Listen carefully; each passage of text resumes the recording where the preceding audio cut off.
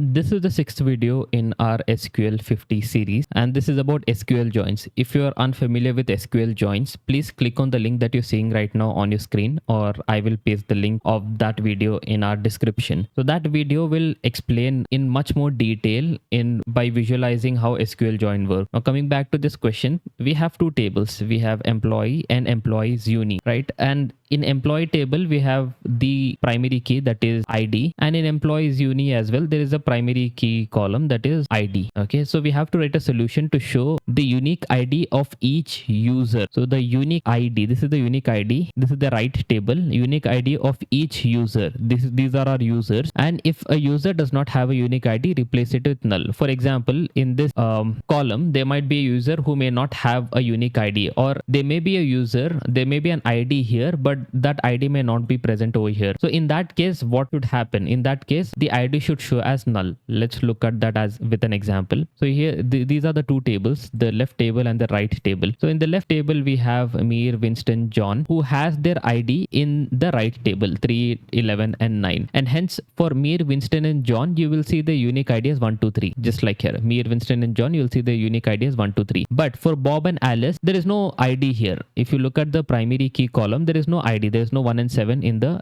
right table. And hence we have to replace those with null. Now you can achieve this by using join. If you perform an inner join, you will get only these three as your result. But you don't want these three. You want Bob and Alice as well to show up in the table along with their null. And you can achieve this by, alright, how do you achieve this with writing the query? First, let's specify our column that we need. So we have unique ID. We need the unique ID from EmployeeUNI table, that is this table. And then we need name from employees table, that is our left table. And then we write our from statement from employees table E, this is the alias, and then left to join EmployeeUNI, that is EUNI, this is the alias. So hence we are selecting the unique ID from the right table, this table, and then we are selecting name from the left table, and we are left joining it. So when we do the left join, what happens is all the names that you see on the left table will show up in the result, and whichever name, irrespective if those names have their unique IDs or no. If their names does not have the unique ID, it will be replaced with null. So this can be achieved by left join, and then we join it on e.id and euni.id.